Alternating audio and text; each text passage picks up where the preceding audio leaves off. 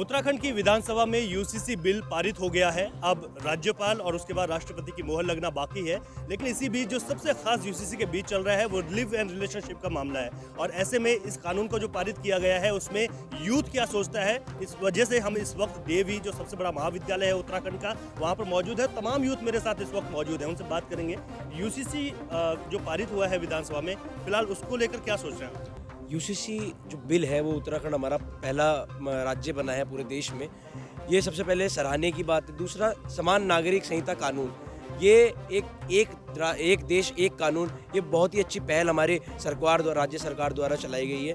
इसमें सारे धर्म, सभी लोग, कोई ऊंच नीच का भाव नहीं, कोई भेदभाव नहीं, इसलिए ये कानून लाया गया है। ये इस कानून की हम यूथ सराहना करते हैं और हम चाहते हैं कि ये बिल पूरे देश में पारित हो। लिव इन में रहने वाले लोगों को रजिस्ट्रेशन कराना पड़ेगा और आपने काफ़ी पढ़ लिया होगा उसको, उसे किस तरीके से देखते हैं? अगर वो कानून लागू होता है तो यूथ उसे कैसे सोच रहा है कि अच्छा है?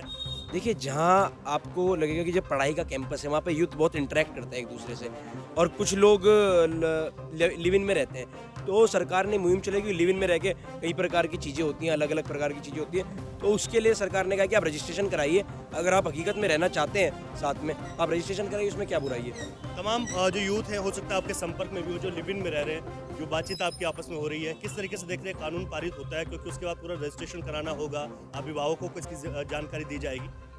देखिए, जो कल यूसीसी बिल जो सरकार ने पारित किया है वो बहुत स्वागत योग्य है। और जो आपने एक बात कही है लिव इन में रहने की, वो बिल्कुल ही आपकी बात एकदम सही है कि उत्तराखंड देवभूमि है, तो लिव इन में रहना एक प्रकार से अनुचित है, एक प्रकार से कुल मिला के कुप्रथा मानी जाए इसको, क्योंकि शादी से पहले लिव इन में रहना तो ये तो एक अलग बात होगी। अगर आपने लिव इन में रहना है तो आप अपने पेरेंट्स को सूचित करिए और सरकारी जो भी इसके अंदर डिपार्टमेंट आता है उसमें रजिस्ट्रेशन करिए। बिल्कुल ये एक सही कानून है, इसी प्रकार से होना चाहिए। आप लोग आपस में चर्चा कर रहे हैं, तो किस तरीके से आप लोगों की चर्चाएं चल रही हैं कि अगर ऐसा होता है तो किस तरीके से आप देखते हैं कि क्या सही होगा? या कुछ ऐसे भी यूथ हैं आपके सर्कल में जो कह रहे हैं कि नहीं, ऐसे में तो हमें सब कुछ बताना पड़ेगा?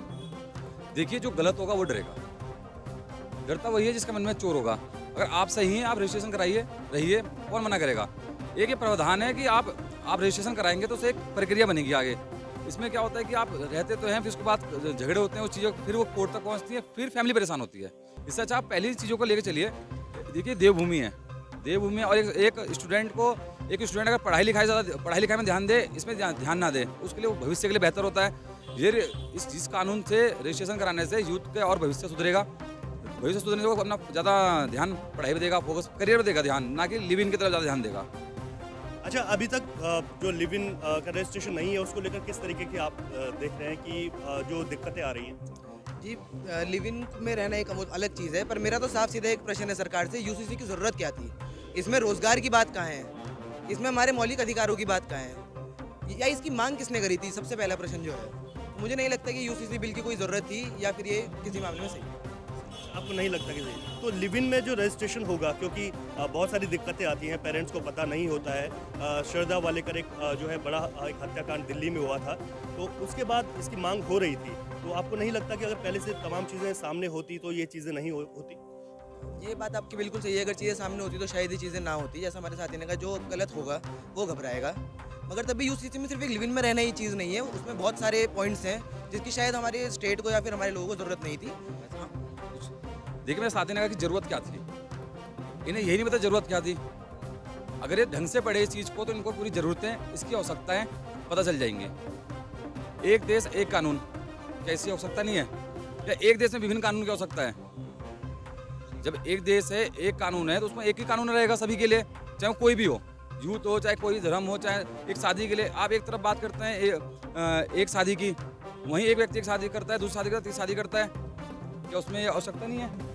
आपको क्यों लगता है ऐसा? हमारे उत्तराखंड जैसे प्रदेश में, जहाँ क्षेत्र बदलने के साथ ही सारी की सारी जो परंपरागत चीज़ें होती हैं वो बदल जाती हैं। शादी के तौर तरीके हो गए, या यूसीसी में तौर तरीके, रीति रिवाज कुछ नहीं बदलेगा।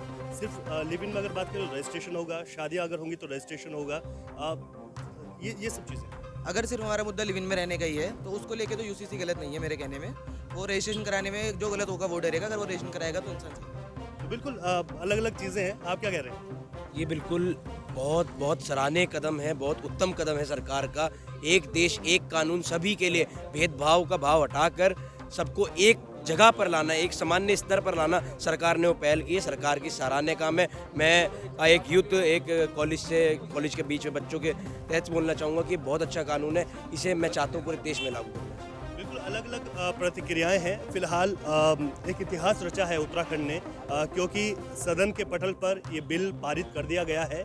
राज्यपाल और राष्ट्रपति की मोहर लगना बाकी है और ऐसे में आज़ादी के बाद उत्तराखंड पहला राज्य बन जाएगा जब यूसीसी यहाँ पर लागू होगा। अपने सहयोगी रुपेश नेगी के साथ रवि कैंतुरा, देहरादून।